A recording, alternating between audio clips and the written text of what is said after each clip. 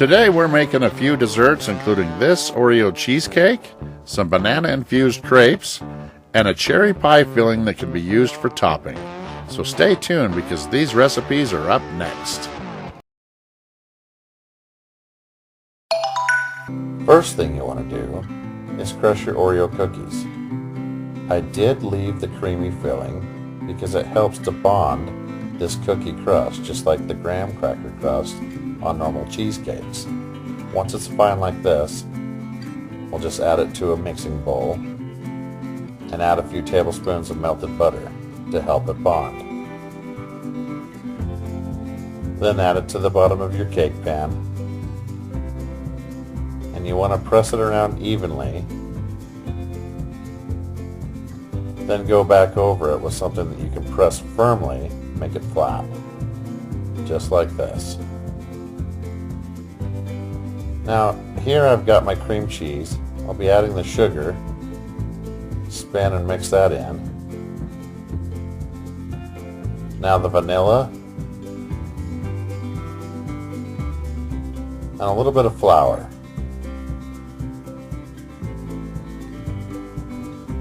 Some sour cream,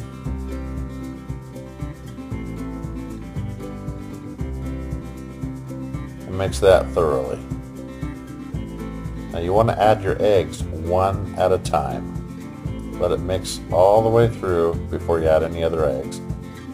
And when you're done with that, it should look real creamy and smooth like this. Then you separate a little bit of it out, add your peppermint flavoring to that, and a little bit of red food coloring. Mix that up real well. Then you want to line your pan with parchment paper. Then we're going to smooth out a thin layer of cream across the bottom.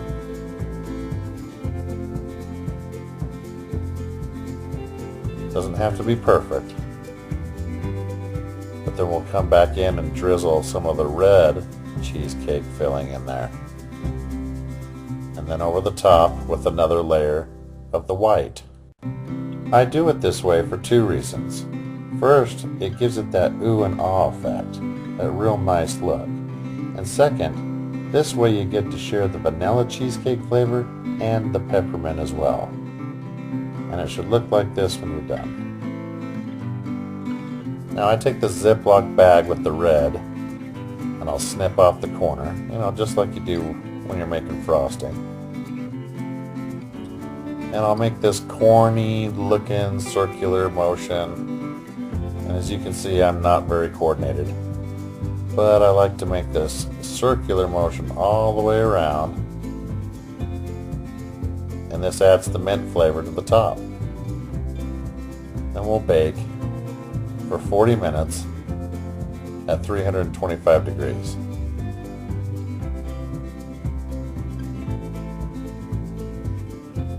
And here's what it looks like baked. Real nice and smooth, just the way you want it. Just pull that parchment paper off all the way around and get you a nice sliver slice. And I like to top mine off with those regular cherry pie filling cherries. And there you have it. Oreo and peppermint cheesecake right here in the Poor Man's Gourmet kitchen. Thank you for watching, and be sure to stop by PoorMansGourmetKitchen.com for more recipes and exact ingredients. Starting with milk, we'll add our ingredients to the blender.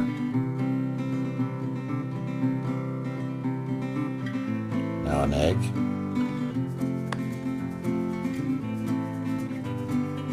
And then some flour.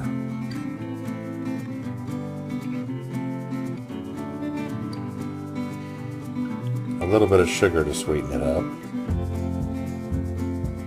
And a pinch of salt. And for a little bonus, I'm going to throw in some banana.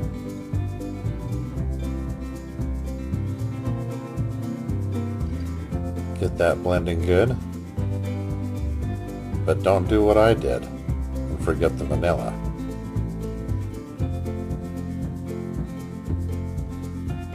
Once that's fully blended, you can take a look at it here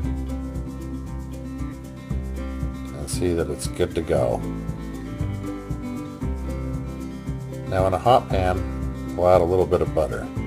Now it's important to get this butter all across the bottom of the pan before you pour in your batter. And then we'll just pour in enough that we can quickly swish around and make a perfect round pancake. It's critical that you do it fast. And then it just takes a minute for one side and then a shake of the pan to flip over for about 20 seconds on the other side. And then she's ready to plate. Now the presentation's easy. Just a little bit of vanilla yogurt is what I'm using anyway. And then just roll them up straight across and plate. Roll it up, again straight across, and plate.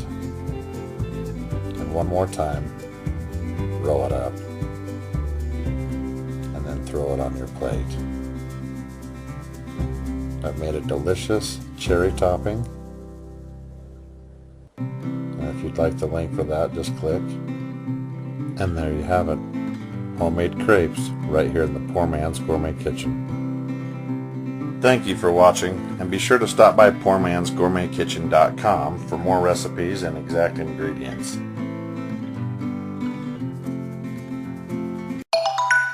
Here I've got a bowl of freshly picked cherries. As you can see, they've been pitted, just like you would any olive. Knocked out all the seeds, so we can use these for cooking. And we'll just add those to some boiling water, and as it shocks the water, we'll have to stir it and bring it back up to a boil.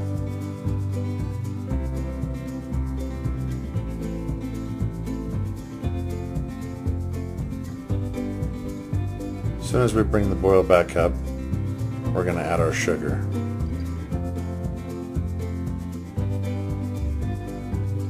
Give that another good stir. Make sure that incorporates. Pretty much just makes simple syrup. Now we're going to add our seasoning. This is Chinese 5-spice powder. You want to go easy on this. Just add a touch. Now we've got some nutmeg. Again, we're going to go easy on it. And I like just a little bit of a kick in there, so we're going to add some cayenne. Again, we're going easy. And again, we'll just give that a good stir, and we'll let it sit here and wait for it to bring up to a boil again. But in the meantime, I'm going to show you a little trick here with some water and cornstarch. You don't want any lumps in that pie filling. So you want to sift through it here with your fingers in the bowl of water. That way you can take all these pasty chunks right out of it, okay? Just stir it until you feel they're all gone.